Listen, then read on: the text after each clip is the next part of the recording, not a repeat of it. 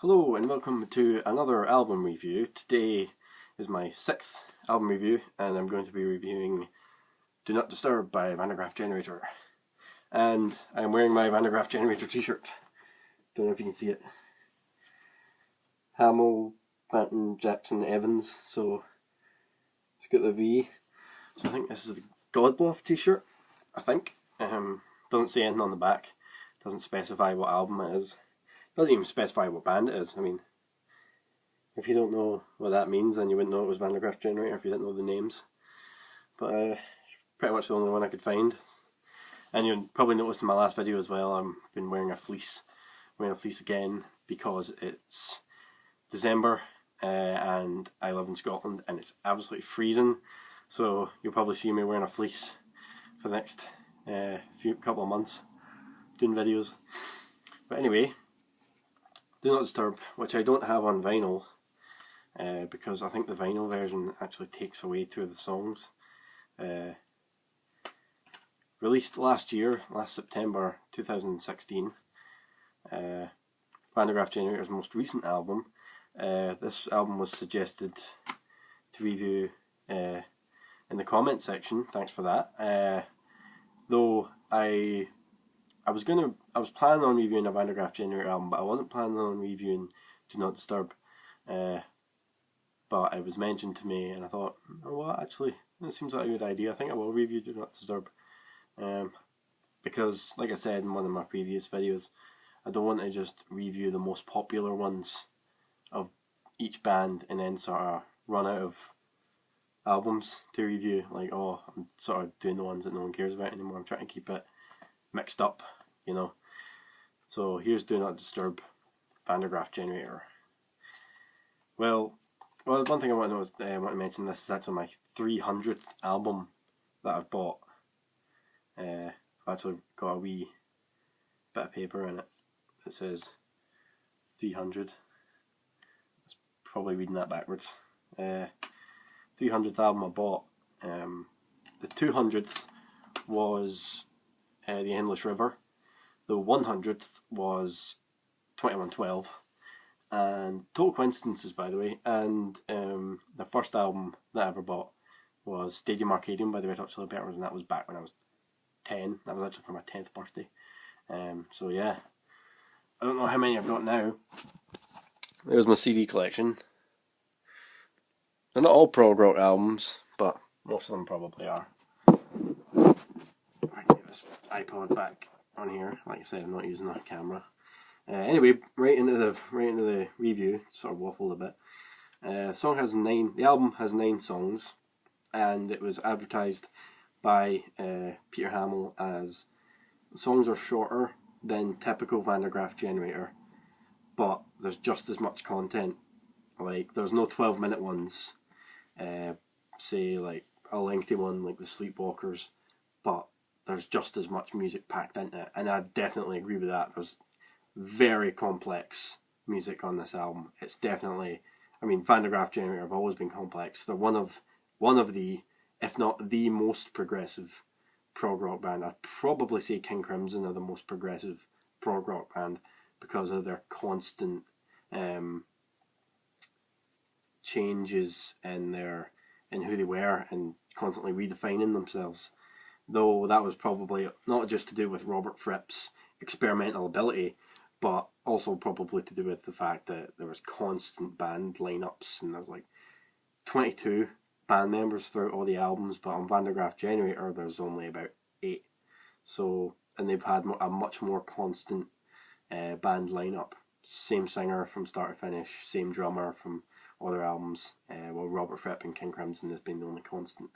So I'd probably say King Crimson are the most progressive prog rock band that I know of, and I'd say Graff Generator probably second, not far behind them, which is also quite strange. Well, not strange, probably the opposite of strange, probably quite obvious, because they've actually worked together. Peter Hamill and Robert Fripp and Graff Generator have worked together. Robert Fripp appeared on 2 Graff albums back in the early 70s, and Peter Hamill has worked with Robert Fripp on his what's it called? Exposure solo album. He sang 3 songs Disengage is probably my favourite. Anyway, Do Not Disturb. Like I said, there's 9 songs, and I'd put the album into 3/3. Not just because there's nine songs, but musically, the album feels like there's 3/3. It feels like the album is in 3 parts, and the album starts off very strong with a loft. It's got a slow build. It's got a great guitar at the beginning. It's great mood. It creates a great mood at the beginning of the song. But then the song goes places you don't expect it to go. It speeds up a bit. It's eerie, like Van der Graff Generator always are. And I really like Peter Hamill's singing. His voice is gruffer as he's gotten older. He can't squeal like he used to, but it definitely adds something. There's a gruffness to it that I really like, and there's maybe more operatic, slightly with his older stuff, and newer stuff, newer singing. And anyone in Iron Maiden might notice that as well. Bruce Dickinson's always had a high pitched voice when he sang, but the fact that his voice has gotten gruffer as he's gotten older, it's more of an operatic sort of feel to it now. And I'd say Peter Hamill's similar, which is also worth noting that Bruce Dickinson was, and I'm sure other members of Iron Maiden were highly inspired by Peter Hamill and Van der Graaf Generator. The second song on the album is Alpha Berlina, which is my favourite of the first 3, and I think it's a fan favourite on the album. I think a lot of people I've talked to have said, yeah, Alpha Berlina is a really good one. The lyrics refer to when they were touring Italy after Pawn Hearts was released, touring Italy over and over and over again, because Italy was pretty much the only country that album actually sold back in 1971, and they had this car that was an Alpha Berlina, and their manager or this, I can't remember, Peter Hamill talked about it in an interview, but there was a guy who owned the car and they were driving around in it, and Peter Hamill's always very expressive in his lyrics, and really great lyrics. Musically, the song's dark, but probably my favourite thing about it is the electronic parts that you get. There's about 2 electronic parts, one near the middle and one at the end. It sort of has this sort of sound that goes across, and for like 3 guys and 3 70-year-old guys, it's pretty cool hearing them create this electronic, really experimental music for 2016. That's why Van der Graaf Generator are so experimental, so constantly willing to experiment, even though Peter Hamill especially tries not to associate himself with progressive rock, but he is actually one of the most, him and Van der Graaf Generator do not want to undermine the talents and the input of Hugh Batten and Guy Evans, and David Jackson and previous members in previous albums. They are definitely a band unit. You can't just give all the credit to Peter Hamill. That would be very, very unfair. But I really like the electronic parts on Alpha Berlina, and you could sort of see the electronic side of the band coming out on the previous album, A Grounding in Numbers. I'd say A Grounding in Numbers is more electronic than Do Not Disturb. That's got a lot of electronic parts. I'd actually consider an electronic rock album, as well as other things. So it's prog rock as well, obviously, and I'd say there's math rock in there. Not just because the album has a loose theme about numbers. I'd say it's genuinely a math rock album. It's got complexity in the ways of bands like Slint and sort of 80s King Crimson, early 80s King Crimson. Track 3 is Room 1210, which is about Peter Hamill's talking about how when he's on tour and you're in the hotel room, that's like the only chance you get to yourself, and it's scary and relaxing at the same time. Pretty good lyrics. Though I would probably say it's my least favourite of the first 3 songs.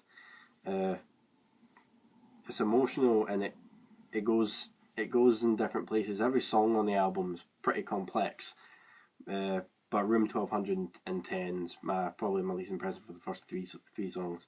So for me, that's part 1 of the album done. Part 2 is tracks 4, 5 and 6. And I would say this is definitely the weakest third of the album.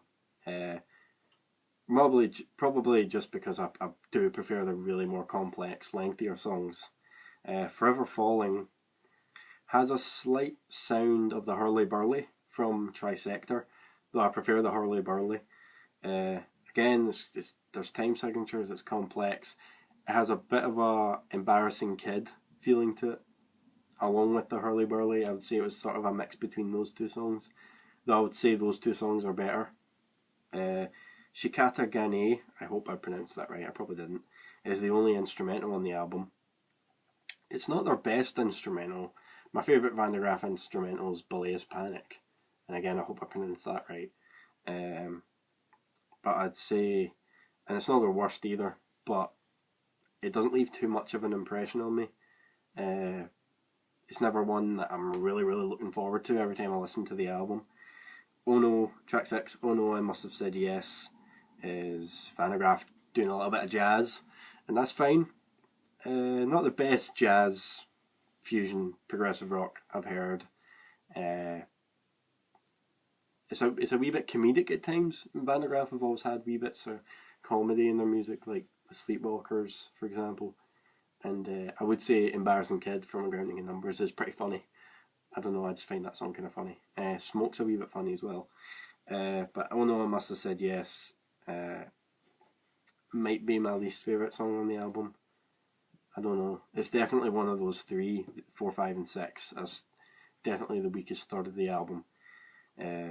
Track 7, which begins part 3, the final third of the album, Brought to Book, is definitely my favourite song on the album. Probably the most complex as well, but not just because of that. The piano at the beginning and at the end of the song is absolutely beautiful. Really emotional playing. The singing's great. The song goes all over the place, and it's not even 8 minutes. It's just under 8 minutes, but it goes all over the place. It's so complex. There's God knows how many time signatures in it, time signature changes.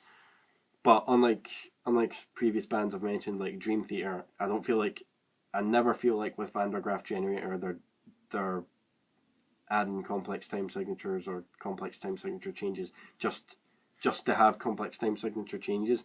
Every complex time signature change, I've said the words complex time signature change about 100 times, but every time signature change feels organic and exactly where they should be. And the whole time I was listening to the song for the first time, I absolutely loved it.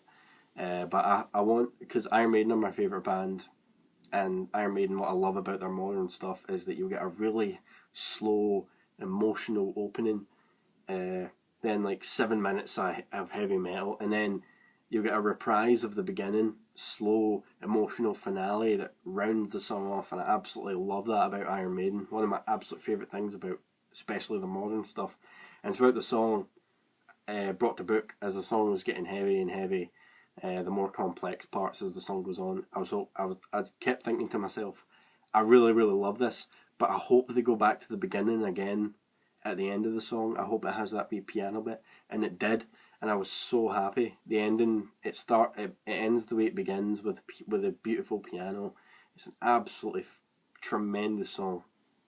Brilliant, fantastic track. One of Van der Graaf's best songs ever, I'd say, Brought to Book. Best song on the album, easily, in my opinion. I'd probably say Alpha Berlina is my second favourite. Then maybe Aloft. Probably, yeah. Track 8, Almost the Words, is again another one that starts slow. Not as complex as Brought to Book. None of the songs on the album are as complex as Brought to Book. But Almost the Words has a really cool keyboard solo at the end. Hugh Batten's going absolutely nuts.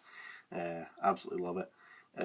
Then Go, track 9, is a sort of slow wee finale. Again, not sure what it's about, but it's ambient, it's relaxing, which is nice, because Van der Graaf tend to end their albums with a kind of crazy one.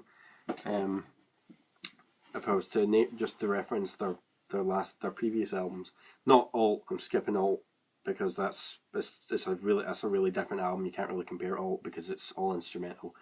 A Grounding in Numbers to me has a disappointing ending. All Over the Place wouldn't have been the best song to end the album on. Though A Grounding in Numbers, I wouldn't really know which song would be the best one to end the album on. None of the songs on A Grounding in Numbers have a sort of finale feel to them. But then in Trisector, We Are Not Here, I think Over the Hill definitely should have been the last song on Trisector. We Are Not Here does have a sort of last song end feel to it, but I think Do Not Disturb, Go is probably the best finale song that really felt like a finale since I'd probably say World Record. Wandering from World Record. It was the last Van de Graaff album that really had a finale feel to it at the end, with the last track. But usually they end it with a sort of upbeat or sort of fast-paced one. But they went for a sort of slow ambient sort of track at the end, and I like that. It's different. So yeah, that's Do Not Disturb. This was quite a short video compared to my other ones. It's only about 16 minutes in so far. Released in 2016. Took me a couple of listens to really get into it, but there's certain songs on it that I loved immediately. Brought the Book, especially. It's absolutely amazing, that song. Like, it's complex, it's all over the place, but in a good way. You know, you can be complex and all over the place in a bad way. That's Van de Graff Generator, one of my absolute favourite prog bands. I'd say they're my third favourite behind Rush and Pink Floyd. I'm very emotionally invested in their music. I have every one of their studio albums. I don't have all the studio albums of all the prog rock bands I like, but Van de Graff Generator are one of them. Definitely going to review more of their albums. Maybe all of them at some point. But I was always going to get round to it. And it's got good artwork as well. It's got a cool wee book. Maybe I should talk about that more often, the artwork of albums, because I tend to not talk about it much. Well, I'm not really sure what the tape means, but I like the pictures of the band in the artwork. It's sort of black and white picture of the band, sort of having a laugh. I like that. That's nice. This may be their last album. They have said that it may be, and I'd say it's a good way to go, especially with songs like Brought the Book, and it does have a bit of a finality to it, the album. But I hope it's not. I hope they do at least one more album. That'd be great. But Peter Hamill's solo album just came out, and I haven't listened to it yet. I haven't even ordered it yet. I'm going to order it next week, and I hope it's great. I can't wait to listen to it. Absolutely love Peter Hamill. I love Van de Graff Generator. They're one of my absolute favourite prog bands. And again, in the comments, if you want to suggest another album, I'm never. It's usually quite spontaneous. On an Island, I think my last review, I think I decided that day I was going to do that album. But this Do Not Disturb, I knew I was going to do a Van de Graaf album. I think I might do a Genesis one next. See how I feel. But I've got, like I said, I've got a couple lined up that I'm definitely going to do this month at some point.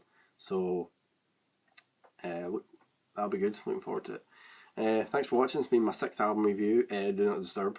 I think I might do a top 10 soon, and I might do a video just discussing things. I'm going to try new things, see how things work out.